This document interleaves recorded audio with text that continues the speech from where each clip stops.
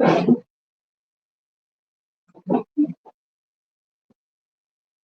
कृष्णा। तो सब लोग अपना अपना भागवतम को निकाल लीजिए। आई थिंक कोई मिसिंग है, प्रीति माता जी मिसिंग है, तो उनको कोई मैसेज कर सकता है तो मैसेज कर दीजिए या कॉल कर दीजिए तो उनका रहता है। ठीक है, तो प्रणाम करते हैं श्रीमद् भागवतम को। आज हम उसी टोन में प्रणाम करते हैं जिस टोन में आपने मूवी में सुना था, है ना? उस टोन में कहते हैं। ओम नमो भगवते वासुदेवाय नमः। ओम नमो भगवते वासुदेवाय नमः।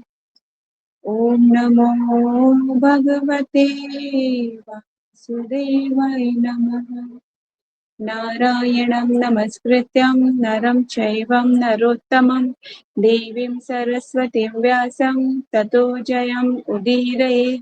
नष्टप्रायेषु अभद्रेषु नित्यं भागवतं सेवया भगवती उत्तमं श्लोके भक्तिर्भवति नष्टकी। ग्रंथराज श्रीमद् भागवतम की जय। तो प्लीज निकाल लीजिए सब लोग। अभी हमने कहाँ पढ़ा था, थोड़ा रिवीजन कर लेते हैं। जो महाराज युधिष्ठिर, पांचों पांडव और स्वयं भगवान श्री कृष्ण और सारे ऋषि मुनि, यहाँ तक कि द्रौपदी, कुंती देवी, सब कहाँ पहुंचे हुए हैं? कुरुक्षेत्र में, उस स्थान पर जहाँ भीष्मदेव मतलब तीरों की शैया पर लेटे हुए हैं। और वे कुछ क्या दे रहे हैं? युधिष्ठिर महाराज को धर्म, अर्थ और काम के बारे में बताएंगे। मतलब किस तरह से एक राजा होना चाहिए और कैसे उसको अपनी प्रजा का पालन करना है। ठीक है, तो वो उन्हें राजधर्म की शिक्षा देंगे और कुछ मतलब ये बताएंगे कि जो उनके द्वारा जो लोग मारे गए हैं, जैसे उनको पश्चाताप हो रहा था युधिष्ठिर महाराज को कि मेरे द्वारा मेरे की मेरी मुझे राजा बनाने के चक्कर में ये सारे लोग जो हैं मारे जा चुके हैं। तो वो पश्चाताप कर रहे हैं, मतलब काफी उन्हें गिल्ट फील हो रहा है हृदय में, कितनी सारी विधवाएं हो गई है मेरे चक्कर में। ठीक है, तो आगे चलते हैं, उसी कॉन्टेक्स्ट में आगे बढ़ेंगे। यहाँ पर नेक्स्ट श्लोकास करते हैं।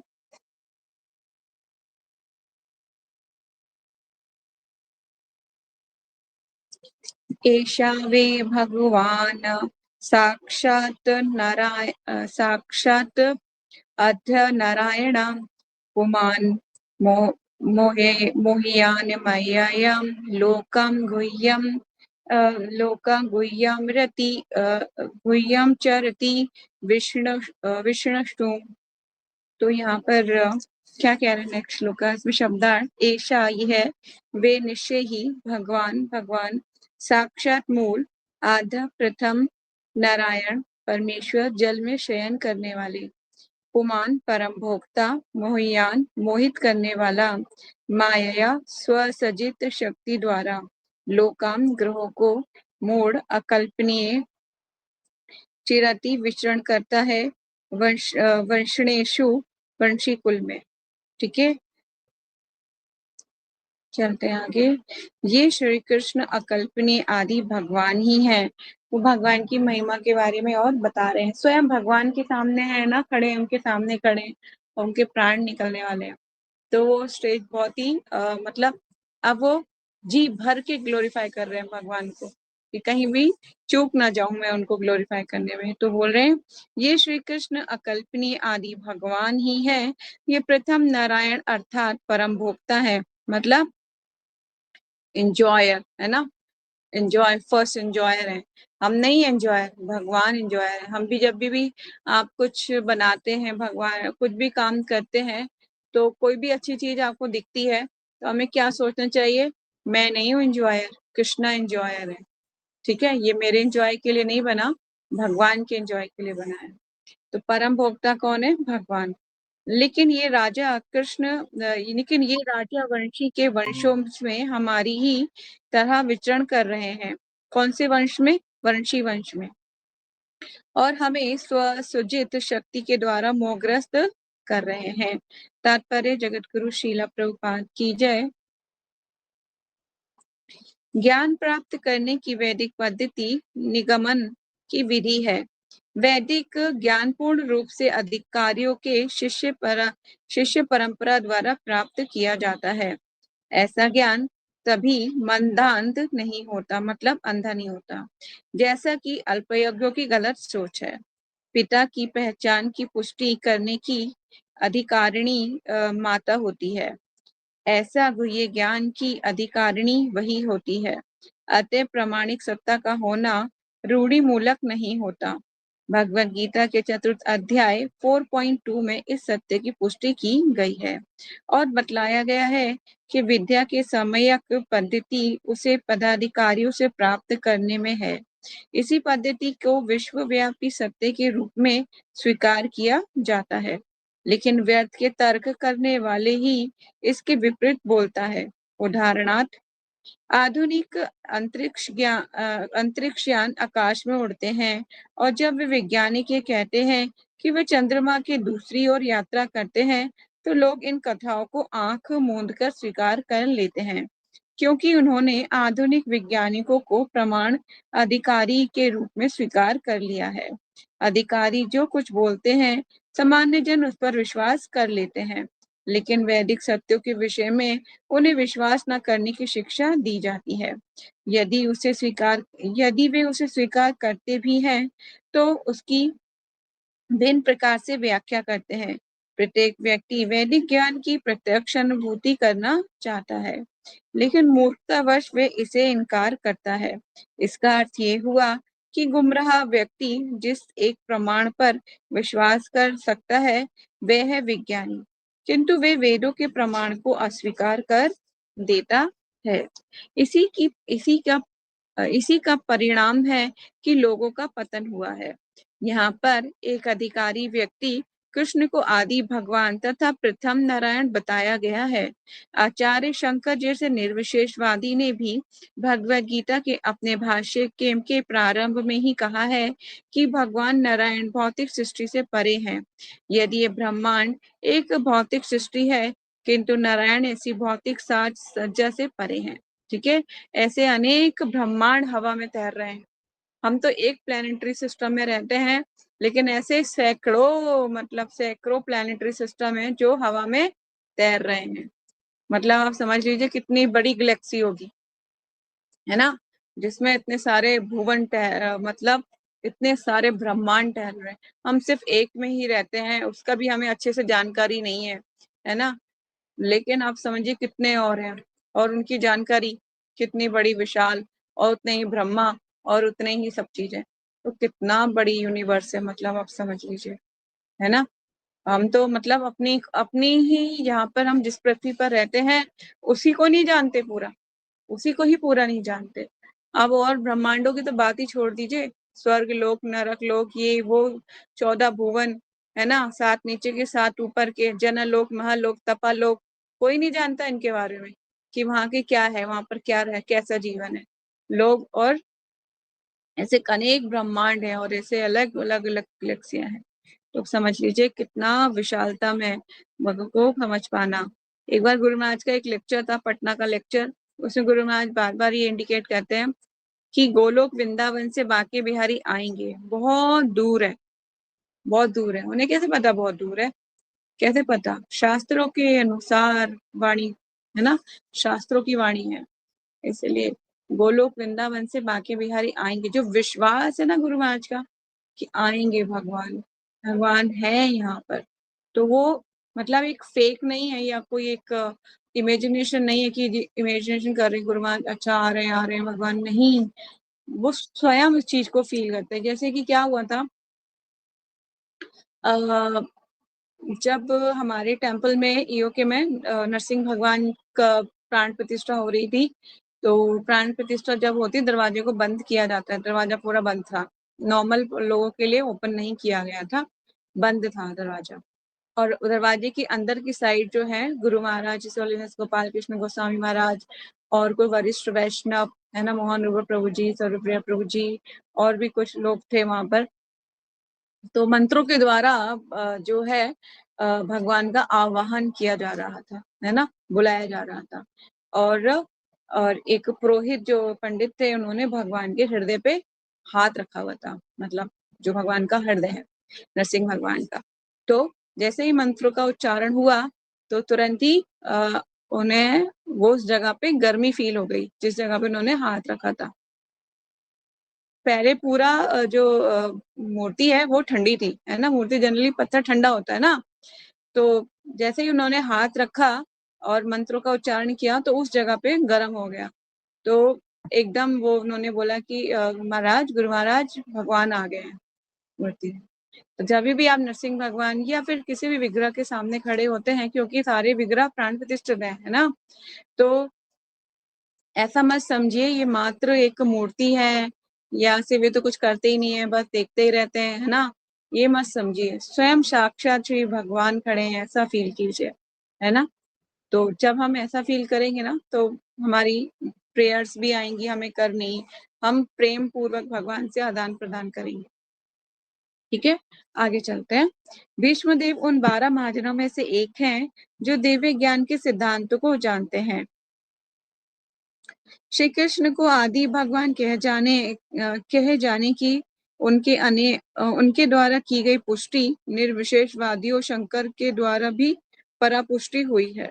अन्य सारे आचार्यों ने भी इस कथन की पुष्टि की है।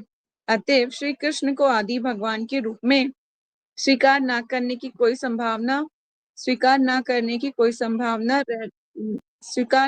कोई संभावना रह जाती है। भीष्मदेव कहते हैं कि वे प्रथम नारायण हैं। उसकी पुष्टि भागवतम 10वें स्कंद के 14वें अध्याय के 14वें श्लोक ब्रह्मा जी की स्तुति ब्रह्म विमोहन लीला, जिसमें क्या हुआ था, ब्रह्मा जी मोहित हो गए थे, है ना, भगवान को देख के कि एक ग्वाल के साथ प्रसाद पा रहे हैं, ये कैसे हो सकते हैं त्रिभुवन के स्वामी। ठीक है, तो ब्रह्मा जी के द्वारा की गई प्रार्थना है। प्रथम नारायण कृष्ण प्रथम नारायण है। आध्यात्मिक जगत वैकुंठ में असंख्य नारायण है और वे सभी एक ही भगवान है। और यदि आदि भगवान श्री कृष्ण के पूर्ण विस्तार माने जाते हैं, जितने भी, ठीक है ना, असंख्य विष्णु, देखिए अभी 3 विष्णु के बारे में तो आप लोग जानते ही हैं, है ना, महाविष्णु, कारणोदक्षाय विष्णु, क्षीरोदक्षाय विष्णु, गर्भोदक्षाय विष्णु, है ना, जानते हैं। तो ऐसे मतलब इन सब ये भगवान कृष्ण के विस्तार रूप हैं। इनसे भगवान नहीं, कृष्ण नहीं आते, ये भगवान कृष्ण से आते हैं। इतना आप समझ के तो समझ लीजिए आपको भागवतम समझ में आने लगेगा।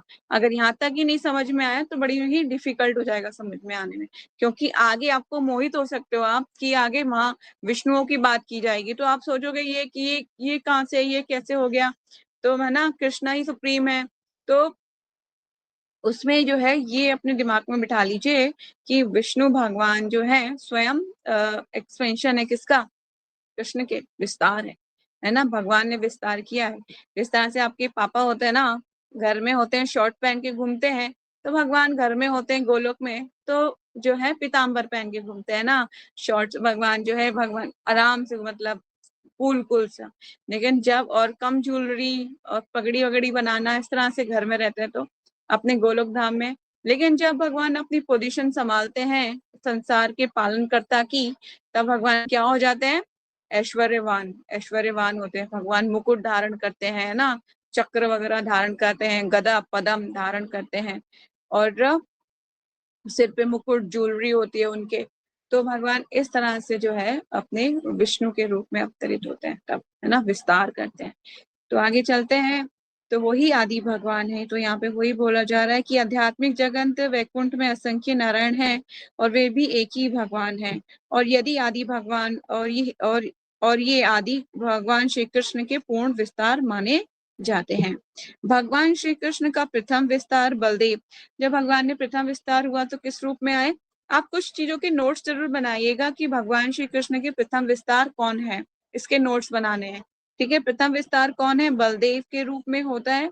और बलदेव अनेक रूपों में आते हैं, कौन कौन से में आते हैं, यथा संकर्षण, प्रद्युम्न, अनिरुद्ध, वसुदेव, नारायण, परशुराम तथा नरसिंह रूप में। ठीक है, तो आपको ये नोट्स जरूर बनाना चाहिए। इससे क्या होगा, क्लैरिटी होती रहेगी। भगवान का प्रथम विस्तार बलराम जी हैं, और बलदेव जी ने कहते हैं, और उनके विस्तार कौन कौन होते हैं, संकर्षण, प्रद्युम्न, अनिरुद्ध, वासुदेव, नारायण, राम, नरसिंह। ठीक है, ये भगवान के विस्तार हैं। ये सारे विस्तार एक ही विष्णु तत्व है तो तत्व एक ही। ठीक है, तत्व में कोई भी अब वो नहीं है, कह लीजिए मिलावट कह लेना, ऐसा कुछ तत्व में कुछ अलग अलग हो गया, नहीं, तत्व एक ही है। इसलिए तत्व में भेद करना अपराध कर बैठोगे, है ना, तत्व में भेद नहीं करना। लेकिन क्या है, वो विस्तार है भगवान के। और श्री कृष्ण इन समस्त पूर्ण अंशों के आदि सूत्र हैं। ये पैराग्राफ आप हाईलाइट कर सकते हो अपनी नोटबुक में। अतएव वे प्रत्यक्ष भगवान है, भौतिक जगत के सृष्टा हैं, और नारायण रूप में विख्यात समस्त वैकुंठ ग्रहों के अधिष्ठाता देव हैं। जितने भी समस्त वैकुंठ लोग हैं उनके अधिष्ठाता हैं। ठीक है, भगवान ने देखिए पूरी प्लानिटरी सिस्टम को चलाने के लिए कुछ तो मतलब हायरार्की बनानी पड़ेगी, नहीं बनानी पड़ेगी, अलग अलग लोगों को उनकी जॉब पे लगाना पड़ेगा। सूर्य, चंद्र, ग्रह, नक्षत्र सब मिलके जो है अपने अपने कार्य कर रहे हैं। पृथ्वी अन्न को अन्न उत्पन्न करेगी। अब भगवान के यहाँ से जो जीवात्माएं इस धरती पर आ रही हैं, अब उनको वापस भी भेजना है, और उनको उनका पालन भी करना है। कितने सारे है ना, हम जिस घर में रहते हैं उसमें भी असंख्य जो है आत्माएं, जीवात्माएं वास करती हैं, उनका भी स्थान है वो रहने के लिए।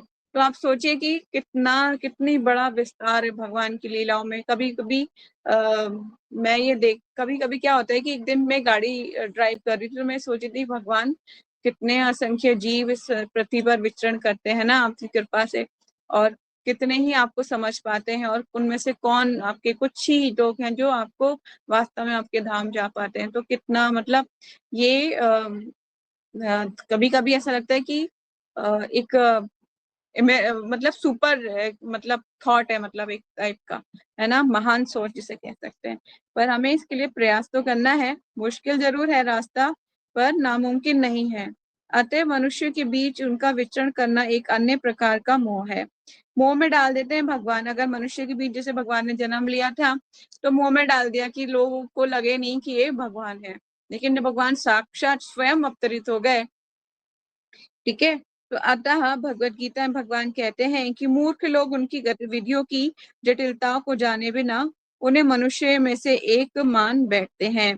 बोलते ये भी तो मनुष्य है। इसलिए जो दुर्योधन है उसने क्या बोला था, ये ग्वाला है, एक सिर्फ एकमात्र वो ये जानता था, है ना। ऐसे मूर्ख लोग हैं जो मतलब भगवान साक्षात उपस्थित हैं पर उनको नहीं पहचान पाते। श्री कृष्ण के विषय में मोह का कारण उनकी अंतरंगा तथा बहिरंगा शक्ति नाम की दो शक्तियों का तथा तटस्थ शक्ति नामक तीसरी शक्ति पर प्रभाव है। ठीक है, एक शक्ति दूसरी शक्ति पर प्रभाव डालती है और जीवात्मा मोह में पड़ जाती है। तटस्थ शक्ति तो स्वयं जीवात्माएं हैं, है ना, ये सारी मोह में पड़ी हुई हैं। जीव उनकी तटस्थ शक्ति का विस्तार अंश है।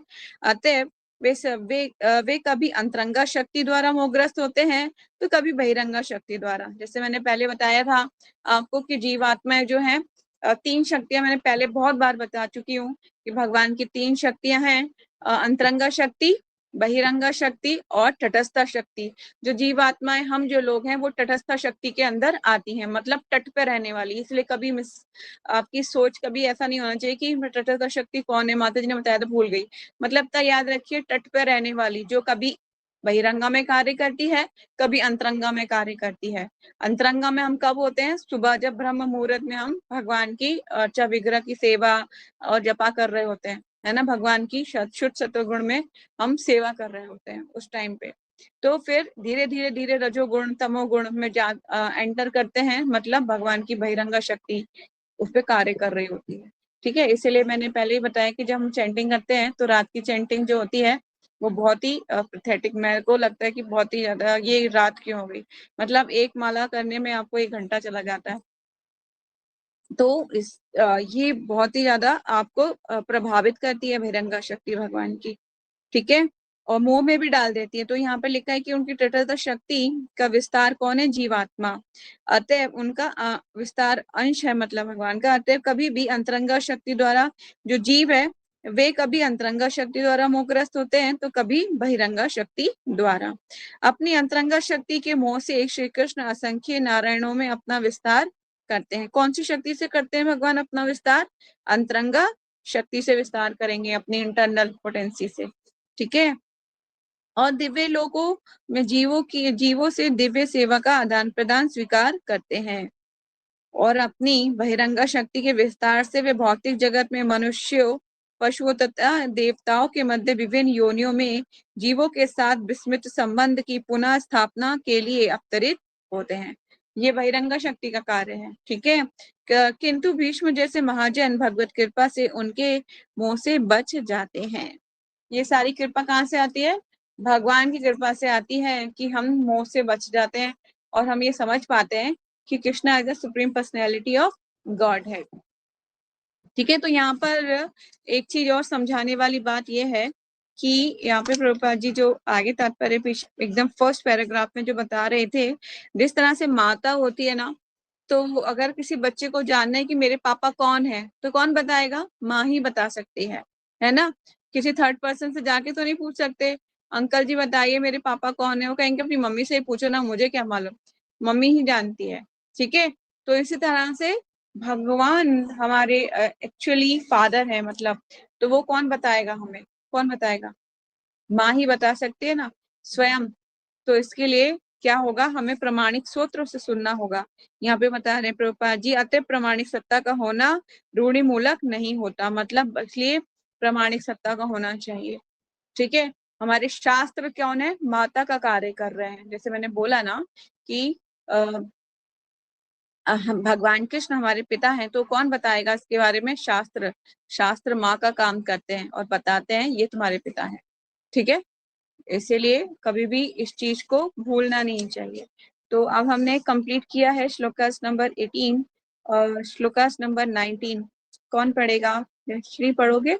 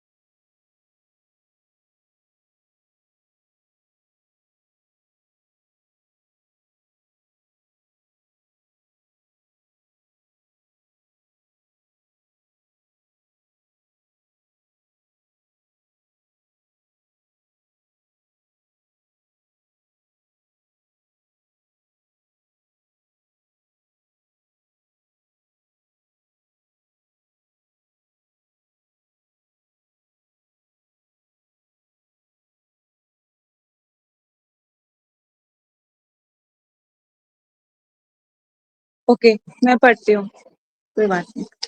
तो यहाँ पर उसी प्रकार भगवान के असंख्य शुद्ध भक्त भी हैं।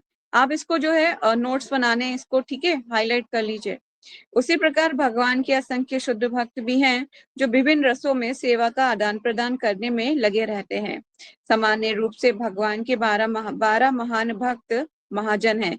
ये 12 महाजन हैं, कौन कौन से हैं? जिनके नाम हैं ब्रह्मा, नारद, शिव, कुमारगण, कपिल, मनु, प्रहलाद, भीष्म, जनक, सुखदेव गोस्वामी, बलि महाराज तथा यमराज। इसके ऊपर श्लोक भी है जो हम पढ़ेंगे श्रीमद् भागवतम के 6 स्कंद में। ठीक है। यद्यपि भीष्मदेव इनमें से एक हैं, लेकिन उन्होंने केवल 3 मुख्य नामों का उल्लेख किया है। ठीक है। तो 3 नामों का उल्लेख उन्होंने किया है, पर स्वयं भी इनमें से एक है, 12 महाजनों में से। अपनी बड़ाई थोड़ी नहीं करते हैं भक्त लोग अपने मुख से, है ना। तो इनमें से उन्होंने नामों का उल्लेख किया है जो भगवान की महिमा से अवगत है। आधुनिक युग में महान आचार्य शिला विश्वनाथ चक्रवर्ती ठाकुर का कथन है कि अनुभव या भगवान की महिमा सर्वप्रथम आनंद विभोर भक्त द्वारा अनुभव की जाती है, जो प्रस्वेद, कंपन, रुदन, शारीरिक उद्गारों आदि के लक्षणों द्वारा प्रकट होती है। ये क्या होता है? ये भक्ति के कुछ सिम्टम होते हैं, उद्गार, है ना। जैसे कि अश्रु कंपन, है ना, हो जाना, कांपना, ये शारीरिक कुछ क्रियाएं जो हर कुछ महान भक्तों में होती हैं, लेकिन वो उसे छुपाते हैं। और भगवान की महिमा को लगातार ज्ञान से अनुभवों में वृद्धि होती है। भावों के ऐसे ज्ञान का आदान प्रदान यशोदा तथा भगवान के मध्य भगवान को रस्सी से बांधना तथा अर्जुन के साथ प्रेम के आदान प्रदान के रूप में भगवान द्वारा रथ हाँकने से होता है। भगवान की इन महिमाओं को अपने भक्तों के समकक्ष उनके अधीनस्थ होकर प्रकट की जाती हैं, और भगवान की महिमा का ये एक और लक्षण है। सुखदेव गोस्वामी तथा कुमारगण दिव्य पद पर स्थित होकर भी भाव के अन्य गुण द्वारा परिवर्तित होकर भगवान के शुद्ध भक्त बन गए। ये कुछ पैराग्राफ जो मैं नेक्स्ट पढ़ रही हूँ उसको हाईलाइट करना है आपको। भगवान तथा भक्तों के बीच दिव्य भाव का आदान प्रदान तभी होता है जब भगवान भक्तों पर विपत्ति डालते हैं। ठीक है, भगवान कहते हैं कि मैं मेरे भक्त को संकट में डालता हूँ, और इस प्रकार मेरे साथ दिव्य भाव के आदान प्रदान से भक्त अधिक शुद्ध होता है। ठीक है, जब तक हमारे पास संकट नहीं आएगा ना, हम पुकारेंगे कैसे भगवान को? कैसे पुकारेंगे? कोई नहीं पुकारता। जब तक दुख नहीं आता, नहीं पुकारता कोई भी। दुख का होना बहुत जरूरी है, बहुत जरूरी है। जब तक बच्चा रोता नहीं है ना, माँ भी दूध नहीं पिलाती। यहाँ तक कि इतना समझ लीजिए, छोटा बच्चा भी है, अगर वो मतलब न्यू बॉर्न बेबी भी है ना, अगर वो खेल रहा है ना, माँ भी दूध नहीं उसको पिलाती। क्यों? जब वो रोता है ना, उसकी आंखों से आंसू आते हैं, जोर जोर से चिल्ला चिल्ला के रोता है, तब माँ को लगता है हाँ अब ये भूखा है, अब इसको मेरी जरूरत है। इसी तरह से स्वयं भगवान, जब तक कि हमें दुख नहीं मिलेगा हम नहीं पुकार पाएंगे, हम नहीं निकलेगी आवाज, प्रेयर्स भी नहीं निकलेंगी, कुछ भी नहीं निकलेगा। हम यांत्रिक तौर पे बस हरे कृष्णा मंत्र का जप करते रहेंगे। लेकिन जब दुख आएगा ना, हमारा शुद्धिकरण होगा, तब हृदय से जो प्रेयर निकलेगी ना, जब जो पुकार निकलेगी, वो भगवान को चाहिए, उसी को भगवान उसी से अट्रैक्ट होते हैं। देखा नहीं आपको प्रहलाद महाराज के लिए कैसे आए भगवान? हर परिस्थिति में उन्होंने भगवान को याद किया। ठीक है, इतने दुख दिए उनके पिता ने उन्हें। तो चलते हैं आगे। तो यहाँ बोल रहे हैं कि भगवान कहते हैं कि मैं अपने भक्त को संकट में डालता हूँ, और इस प्रकार मेरे दिव्य भाव के आदान प्रदान से भक्त अधिक शुद्ध होता है। भक्त को भौतिक विपत्तियों में डालकर उसे माया में भौतिक संबंधों से उद्धार कराने की आवश्यकता होती है। माया में संबंध मतलब जो हमें लगता है कि ये मेरा है, ये मेरे पापा है, ये मेरी मम्मी है, ये मेरा भाई है, ये मेरी बहन है, हमें लगता है ना सब मेरे अपने, मेरे वेल विशर हैं। लेकिन एक समय ऐसा आता है जब सब चले जाते हैं और सब मतलब अगेंस्ट हो जाते हैं। ये भौतिक संबंध भौतिक भोग के आदान प्रदान पर आधारित है। जब तक आप उनकी इच्छा के अनुसार कार्य कर रहे हैं, तब तक आप उनके प्रिय बने रहेंगे। लेकिन जब आप उनकी इच्छा के अपोजिट कार्य करेंगे, तो आप उनके सबसे पक्के क्या बन जाएंगे? दुश्मन। जिस तरह से प्रहलाद महाराज अपने उनके पिता को लगा ये मेरा सबसे बड़ा दुश्मन है ना, तब क्या हो गए? वो ही उनके सबसे बड़े दुश्मन बन गया। अब उन्होंने बोला कि इसे मार दो जान से, है ना। एक पिता अपने पुत्र का ही वध करने के लिए आदेश दे दिया था। तो इस तरह से होता है, यही बात यहाँ पर व्यक्त की जा रही है। तो क्या हो रहा है? भक्त को भौतिक विपत्तियों में डालकर उसे माया में भौतिक संबंधों से उद्धार कराने की आवश्यकता होती है। ये भौतिक संबंध भौतिक भोग के आदान प्रदान पर आधारित है, और ये भोग भौतिक साधनों पर निर्भर करता है।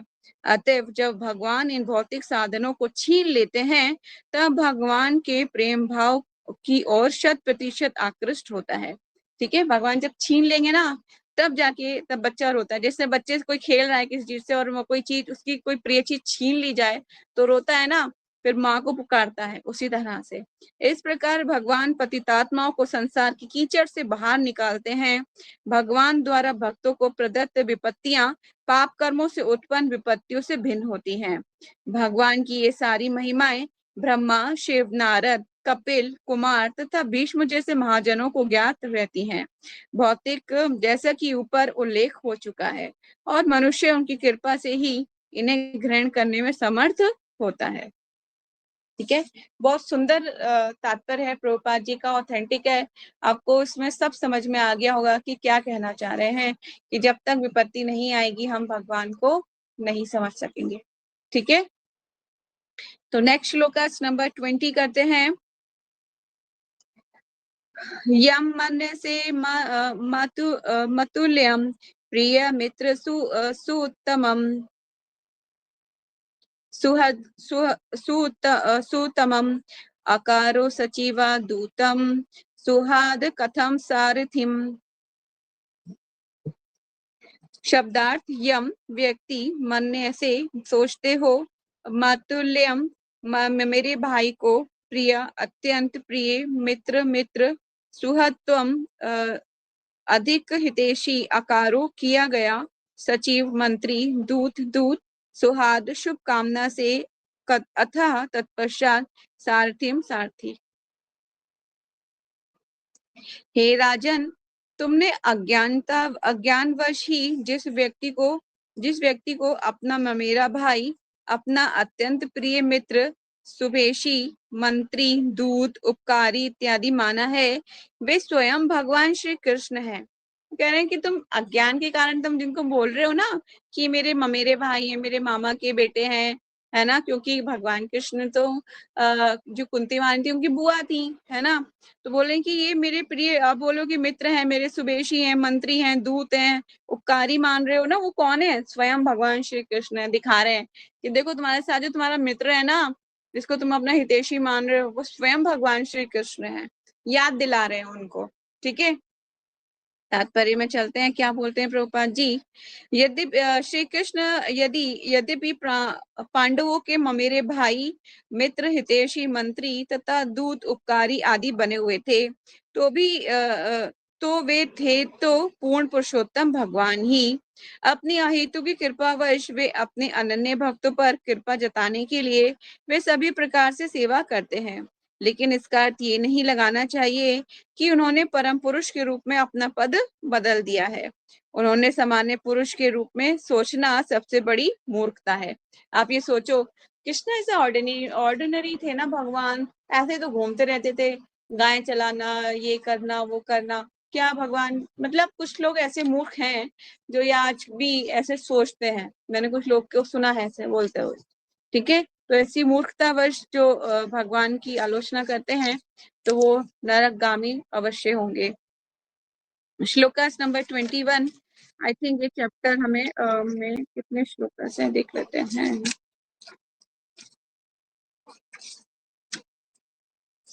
अभी तो नहीं, अभी तो काफी श्लोक हैं।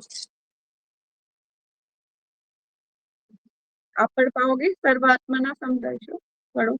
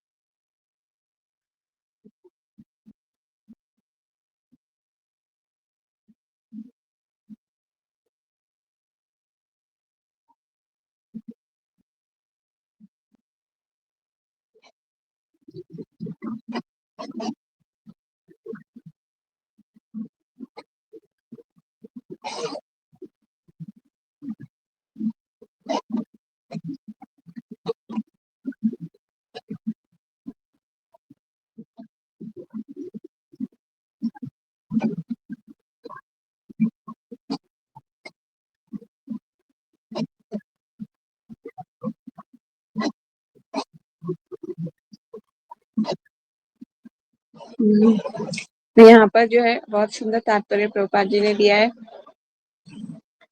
तो क्या बोल रहे हैं, हे राजन, विष्णु पितामह बोल रहे हैं, हे राजन, शिव जी, देवर्षि नारद तथा भगवान के अवतार कपिल, ये सभी प्रत्यक्ष संपर्क द्वारा भगवान की महिमा के विषय में अत्यंत गोपनीय जानकारी रखते हैं।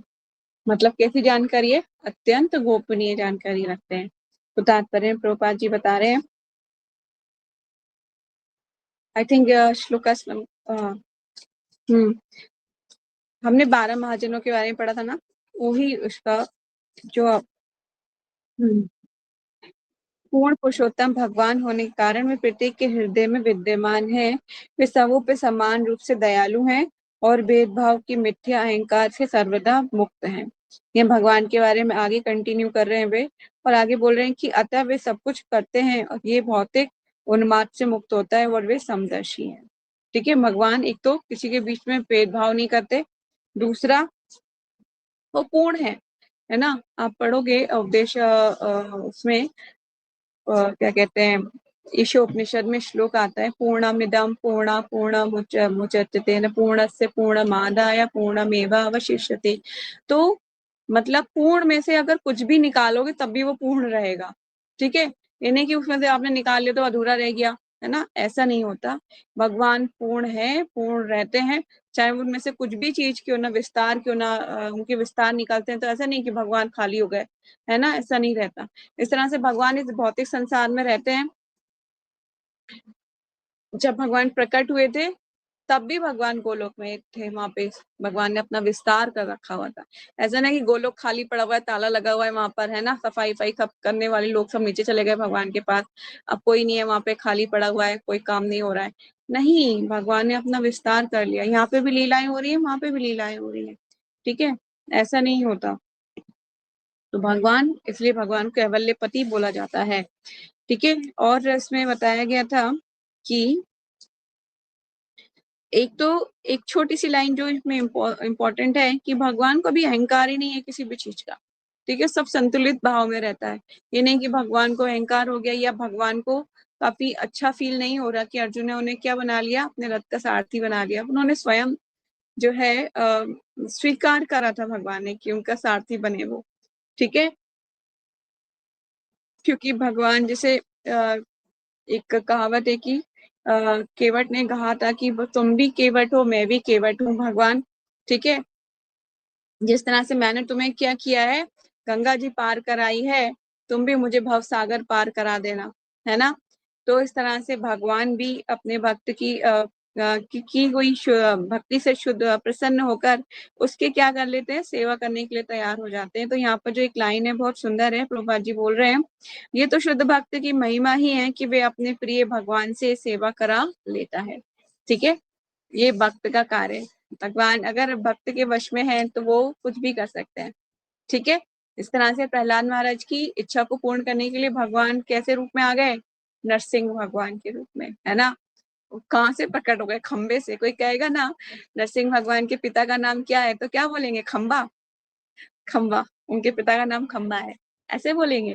तो मतलब भगवान सब जगह से, मतलब भगवान अपने भक्तों के लिए कुछ भी करने के लिए पूर्ण तरह से स्वतंत्र हैं, वो कुछ भी कर सकते हैं, कुछ भी, कुछ भी मतलब कुछ भी, एवरीथिंग, जो हमारी सोच से भी परे है। श्लोकास नंबर 22 करके आज की क्लास को यहीं पे स्टॉप करेंगे। श्लोका ले लेते हैं। तथापि एकांत भक्तेषु पश्य भूपा अनुकंपितम यत मे सुनतज्जता साक्षात् कृष्ण दर्शनम अगात शब्दात तथापि फिर भी एकांत एकनिष्ठ भक्तेषु भक्तों में पश्य देखो भू पा हे राजा अनुकंपितम कितना दयावान यत जिसके लिए मैं मेरा असून जीवन त्याजत समाप्त करते हुए साक्षात प्रत्यक्ष कृष्ण भगवान दर्शनम सामने अगाता कृपा करके आए हैं। कह रहे हैं कि देखो भगवान मेरे लिए आ गए हैं, सबों के पर समान रूप से दयालु होते हुए भी अब कृपा पूर्वक मेरे समकक्ष आए हैं। कौन आए हैं? भगवान। जब मैं मेरे जीवन का अंत कर रहा हूँ, क्योंकि मैं उनका अनन्य सेवक हूँ। ठीक है, ऐसे ही नहीं आते भगवान किसी के सामने मृत्यु के टाइम पे, क्योंकि वो 12 महाजनों में से एक है और भगवान के सेवक हैं। ठीक है, आप कहोगे माता जी फिर वो अपोजिट पार्टी में क्यों थे? उन्होंने कुछ जो है प्रण ले रखा था कि मैं जो इस राजगद्दी पे राजा बनेगा मैं उसकी सेवा करूंगा, इसीलिए वो अपने मतलब अपने वचनों पर फिक्स थे, है ना। पहले जमाने में ऐसा नहीं होता था कि अपनी प्रतिज्ञा तोड़ दें लोग, ऐसा नहीं हो सकता था। लेकिन जिसने वादा कर लिया ना वो निभाते थे, है ना। एक कहावत भी है कि प्राण जाए पर वचन न जाए। ठीक है, तो इट्स इम्पोर्टेंट। आजकल कोई नहीं मानता इसको, वो कहते हैं कि वचन चला जाए पर प्राण ना जाए। आजकल लोग उल्टा बोलते हैं। ठीक है, ये ऐसा होता है। तो यहाँ पर विष्णुदेव आगे तात्पर्य में प्रभुपाद जी क्या बोलते हैं, जो मैं पढ़ने वाली हूँ तात्पर्य को उसको हाईलाइट कीजिएगा, क्योंकि जो मैंने पहले से हाईलाइट किया हुआ है इसलिए मैं आपको हाईलाइट करा रही हूँ। इतना इंपॉर्टेंट था कि मैंने इस पेनी थोड़ा सा ब्लैक पेन से इसको हाईलाइट कर लिया था, पेन नहीं था होगा शायद मेरे पास टाइम पर। तो चलिए शुरू करते हैं। तात्पर्य जगत गुरु श्रील प्रभुपाद जी की जय। यद्यपि परम भगवान श्री कृष्ण समदर्शी हैं, तो भी वे अपने अनन्य भक्तों के प्रति विशेष दयालु कृपालु होते रहते हैं, क्योंकि भक्तगण उन्हीं को अपना रक्षक तथा स्वामी मानकर पूर्ण रूपेण उनके शरणागत होते हैं। परमेश्वर को अपना रक्षक मित्र तथा स्वामी मानकर उनमें अनन्य श्रद्धा रखना शाश्वत जीवन का सहज अवस्था है। सर्वशक्तिमान की इच्छा से जीव इस तरह बनाया गया है कि जब वह पूर्णतः आश्रित होता है रहता है तो वह सर्वाधिक सुखी होता है। मतलब जब फुल्ली सरेंडर होते हैं ना भगवान की तरफ, तब हम ज्यादा सुखी रहेंगे। फुल्ली सरेंडर मतलब पूर्णतः शरणागत। और पूर्णतः शरणागत कब आएगा? पूर्णतः शरणागत जब आएगा जब आपको लगेगा कृष्णा के अलावा कोई नहीं है मेरी लाइफ में। You are only my. भगवान तुम ही मेरे सबसे अच्छे मित्र हो। मैं अपने हृदय की बात कहूंगी तो तुमसे कहूंगी। ठीक है, तो इस तरह से जब पूरी तरह शरणागत होंगे तभी भगवान जो है मतलब हमें अंदर से सुख मिलेगा और भगवान को भी बहुत प्रसन्नता होगी। इसके विपरीत मनोवती का होना पतन का कारण, अगर इसके विपरीत जो मनोवती होगी वो पतन का कारण हो सकती है। जब जीवात्मा भौतिक जगत पर प्रभुत्व जताने के लिए अपनी पहचान गलत ढंग से प्रकट करता है, को कहता है ना कि मेरा नाम सो एंड सो है, मैं ये हूँ, मैं वो हूँ, मैं यहाँ रहता हूँ, मैं वहाँ रहता हूँ, मैं अमेरिकन हूँ, मैं इंडियन हूँ, है ना। अब मैं जर्मनी में रहता हूँ, मैं जर्मन हूँ। जैसे सो मच मतलब सबके अपने अपने डिफरेंशिएट करते हैं हर चीज को। ठीक है, तो बोल रहे हैं कि अपनी पहचान गलत ढंग से इस प्रकार प्रकट करता है मानो वे भगवान का भगवान से सर्वथा स्वतंत्र है। जब वे पतनशील हो जाता है तो सारी कठिनाइयों की जड़ मिथ्या अहंकार है। जो मनुष्य को चाहिए कि प्रत्येक दशा में वे भगवान के प्रति आकृष्ट हो। मतलब आपको ऐसी प्रेयर करनी चाहिए, हे कृष्णा, हे गोविंद, हे मुरारी, बस एक ही मेरी प्रार्थना है कि मैं कभी किसी भी क्षण आपको नहीं भूलूं। ठीक है, और ये कैसा होगा? जब आप जो है भक्तों के संग में रहोगे और भक्ति की प्रैक्टिस कर पाओगे। नहीं तो डे टू डे लाइफ में हम फोन उठाते क्या बोलते हैं? हेलो, है ना। हरे कृष्णा बोलना चाहिए नित्य निरंतर। याद रखना, छींक आए तो कृष्णा, जल जाओ तो कृष्णा, एवरीथिंग हमेशा। तो भगवान रक्षा करेंगे। मानो वे भगवान, ये मैंने पढ़ लिया। ठीक है, नेक्स्ट पढ़ते हैं। भीम जी मृत्यु की शैया के निकट भगवान कृष्ण इसीलिए प्रकट हुए। कैसे हुए? भीम जी की मृत्यु शैया के निकट भगवान कृष्ण इसीलिए प्रकट हुए क्योंकि भीष्म उनके अनन्य भक्त थे। अर्जुन का कृष्ण से कुछ शारीरिक संबंध था क्योंकि भगवान उसके ममेरे भाई लगते थे। किंतु भीष्म से उनका ऐसा कोई संबंध ना था, अतः आकर्षण का कारण आत्मा से घनिष्ठ संबंध था। फिर भी चूंकि शारीरिक संबंध, ये लाइन हाईलाइट कर लीजिए, फिर भी चूंकि शारीरिक संबंध अधिक सुखद तथा स्वाभाविक होता है, इसीलिए भगवान को जब महाराज नंद तथा यशोदा का पुत्र कहा जाता है या राधा रानी का प्रेमी कहा जाता है तो वे अधिक प्रसन्न होते हैं। यस, प्रभुपाद जी जो ये बात कर रहे हैं ना, इस पे आप फोकस कीजिए। फोकस का मतलब भगवान को ग्लोरीफाई करना है। मॉर्निंग में जब आप उठते हो भगवान के पास जाएंगे तो भगवान को क्या बोलिए, हे कृष्ण, हे नंद के लाला, हे यशोदा नंदन, है ना, हे राधा रमण, हे राधा श्याम सुंदर, हे भगवान अपनी निद्रा को छोड़िए, उठ जाओ। ठीक है, तो भगवान अत्यंत प्रसन्न होते हैं। तो प्रभुपाद जी वही यहाँ पे हाईलाइट कर रहे हैं, क्योंकि फिर भी शारीरिक संबंध अधिक सुखद तथा स्वाभाविक होता है, इसलिए भगवान को जब नंद महाराज या यशोदा का पुत्र कहा जाता है या राधा रानी का प्रेमी कहा जाता है तो वे अधिक प्रसन्न होते हैं। ठीक है, बहुत प्रसन्न हो जाते हैं भगवान इससे। तो हमें भगवान को ऐसे संबोधित करना चाहिए। भगवान के साथ इस प्रकार का शारीरिक संबंध होना भी भगवान की प्रेममय सेवा का आदान प्रदान का एक और लक्षण है। ठीक है, भीष्म के इस दिव्य भाव की मधुरता से अवगत है, इसलिए वे भगवान के विजय सखे, पार्थ सखे आदि कहकर संबोधित कर रहे हैं। क्या कह रहे हैं? विजय सखे और पार्थ सखे आदि कहकर संबोधित करते हैं। ठीक वैसे कि जैसे उन्हें नंद नंदन, क्या कहते हैं भगवान को? नंद नंदन, यशोदा नंदन कहा जाता है। ठीक है, उनसे दिव्य मधुर संबंध स्थापित करने का सबसे अच्छा तरीका यह है कि वे मान्य भक्तों के माध्यम से उन तक पहुंचा जाए। मनुष्य को चाहिए कि सीधे संपर्क स्थापित ना करे, अपितु किसी माध्यम के द्वारा उन तक पहुंचे। माध्यम कौन बनेंगे? गुरु। ठीक है, गुरु लेके जाएंगे, ऐसे नहीं कि डायरेक्ट कृष्ण को अप्रोच कर लो, कर भी नहीं पाओगे। ठीक है, जो पारदर्शी तथा सही पथ पर ले जाने के लिए समर्थ हो। ठीक है, हमें गुरु का चुनाव करना चाहिए जो भगवान से सीधे संपर्क में हो, मतलब जो है गुरु परंपरा में हो और जिन्होंने भक्ति के अपने जीवन भक्ति के लिए दिया हो। ठीक है, ऐसे गुरु के शरणागत हमें होना चाहिए।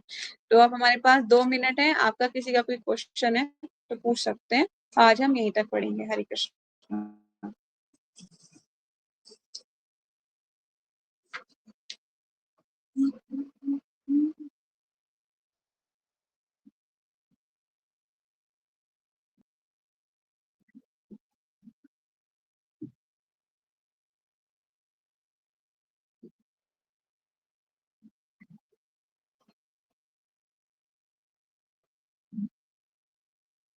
एक ही तरीका है, देखिए, भगवान से हमें खुद इस चीज के लिए प्रेयर करनी चाहिए कि हे भगवान, चाहे सुख हो या दुख, हमेशा मुझे याद रहना।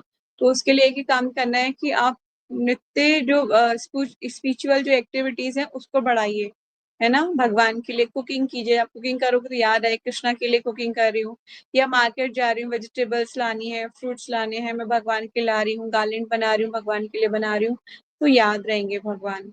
ठीक है, कोई भी परिस्थिति क्यों ना हो, यही एक तरीका है एकमात्र याद रखने का।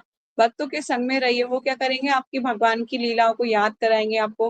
बात करते करते वो भगवान के बीच में कुछ ना कुछ चीजें ऐसी बोल देंगे ताकि भगवान रिमाइंड रहे आपको। आपकी गलतियों के लिए आपको वो बीच में टोक सकते हैं, इसलिए मैंने बोला था डिवोटी फ्रेंड्स होने चाहिए, है ना। उससे क्या होता है कि आपको वो रिमाइंड कराते रहेंगे भगवान। देखो, हरे कृष्णा बोलो, तुम आजकल हरे कृष्णा नहीं बोल रही हो, तुम टाइम से नहीं उठ रही हो, है ना, चैंटिंग कितने बजे कर लेती हो, सब हम डिस्कस कर सकते हैं अपनी। वैसे मेंटोर से ही करनी चाहिए अपनी साधना, पर लेकिन जो है आप लोग आपस में देखते तो हैं एक दूसरे की साधना ना, कोई भी चैलेंजेस आते तो होंगे, साधना करने में चैलेंजेस आते होंगे, है ना। तो फिर ये सब डिस्कस करना चाहिए सिर्फ डिवोटी फ्रेंड्स को। डिवोटी फ्रेंड्स को भी ऐसा होना चाहिए कि वो उस चीज को मतलब ऐसा ना समझे कि क्या बेकार की डिवोटी प्रैक्टिस कर रही है, ये इसको तो कुछ आता ही नहीं है, सच्ची तो मैं ही हूँ, है ना। इस तरह से नहीं, ट्रू फ्रेंड्स होने चाहिए। ये नहीं कि हम एक दूसरे को उसकी गलती निकालें, फॉल्ट फाइंडिंग नहीं करनी। ये नहीं समझना चाहिए कि हम मैं तो माँ भागवत भक्त बन गई हूँ, ये तो अभी तक बिगनर्स ही है, अभी तक इसको कुछ भी नहीं आता है ना, एकदम ही फुलिश है, एकदम ही पुअर है, इसको कुछ नहीं आता। ऐसा नहीं है, अपने आप को हमें बहुत होशियार नहीं समझना चाहिए। ये बहुत मतलब ध्यान पूर्वक हमें ये समझना चाहिए कि वो भी वैष्णव है, ये नहीं भूलना। अगर आप उसके बारे में जरा सा भी गलत बोलोगे तो वैष्णव अपराध कर बैठोगे। इसलिए हमें ये चीज का ध्यान रखते हुए अपनी डिवोटी फ्रेंड्स का भी ध्यान रखना चाहिए कि वो भी एक भक्त है भगवान की, उसका भी हमें उतना ही सम्मान करना चाहिए जैसे हम और वैष्णव का करते हैं। ठीक है, तो इस तरह से हम डे टू डे लाइफ में भगवान को याद रख सकते हैं। स्पिरिचुअल एक्टिविटीज कीजिए, याद रहेंगे भगवान। सुबह से शाम तक याद रखने का यही तरीका है। मोर एंड मोर हियरिंग, ज्यादा से ज्यादा सुनिए। श्रवण की इंद्रियां इतनी प्रबल है ना, कह लीजिए कि हम नींद में भी सोए होते हैं ना, और हमें कोई जोर से आवाज लगाए तो हम तुरंत जग जाते हैं। इसलिए श्रवण इंद्रियां जो होती है ना, सुनने की जो श्रवण है वो बहुत पावरफुल है। इसीलिए ना ज्यादा से ज्यादा श्रवण कीजिए। श्रवण करते करते करते करते करते करते आपको लगेगा कि हाँ बिल्कुल, मतलब आपका दिमाग शांत हो जाएगा, माइंड शुद्ध हो जाएगा, भगवान याद आने लगेंगे। आपको खुद नोटिस होगा कि अब मैं जब भी छींक मारती हूँ या जलती हूँ या चलती हूँ, कभी भी मुझे कोई चोट लगती है तो मुझे कृष्णा की याद आए। कृष्णा कृष्णा कृष्णा। कोई बोलता है माधव, कोई बोलता है हरि बोल, कोई ऐसे मतलब लोग अलग अलग तरीके से, जैसे लोकनाथ स्वामी महाराज बोलते हैं हरि हरि हरि हरि। अब देखिए उन्हें थोड़े टाइम तक हरि हरि हर लेक्चर में उनका थोड़ी देर में निकलेगा हरि हरि। क्यों? ये सारी प्रैक्टिस किया हुआ है भक्ति में, जीवन में गुरु का आशीर्वाद है ना, इसी कारण से। ठीक है, और कोई क्वेश्चन है? नहीं? तो ठीक है, फिर यही वाइंड अप करेंगे और इसको कल कंटिन्यू करेंगे बाकी को।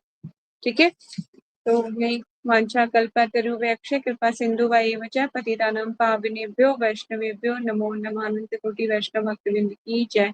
ग्रंथ राज श्रीमद् भागवतम की जय। जगत गुरु श्रील प्रभुपाद श्रील गुरुदेव की जय। निताई गौर सीतानाथ प्रेमानंदे। हरि हरि बोल। हरे कृष्णा। प्रणाम। हरे कृष्णा।